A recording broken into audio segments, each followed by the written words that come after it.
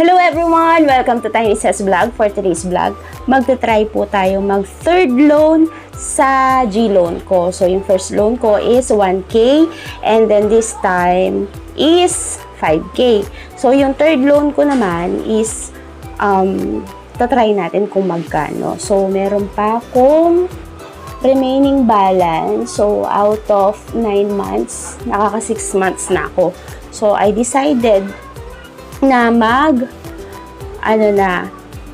pay in full. So, as you can see, meron siyang cashback.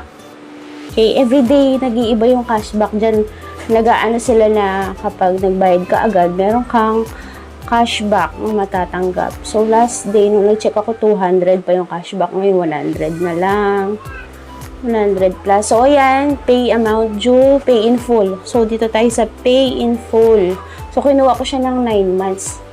So, I decided na i-pay ko na siya. So, titingnan natin kung magkano ba yung third loan ko. Okay. Kasi, dun sa mga iba, bumababa yung loan nila. So, let's try. Yan. Okay. So, save natin. Tapos, ayan. Total paid, 2,664. So, ayan lang.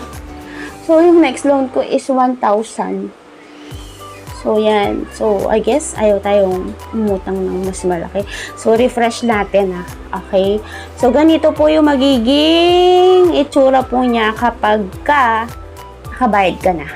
Yan, wala na siya. Malinis na siya. Okay? So, ganyan po siya. So, yan. So, i-refresh ko lang siya ulit. Ayan, congratulations.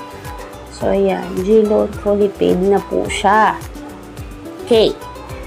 So, try natin. Baka ilang minutes lang is mag-refresh po siya. Try natin ulit. Okay. So, ayan. Try ko siya ulit. Okay.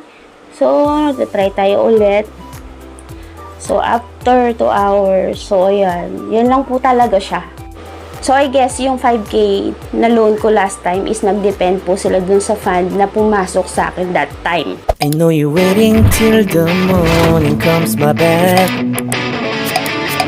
I just wanna be alone to feel free tonight. Told you so many times, don't wanna look back. Do I break your heart? What I feel inside, if I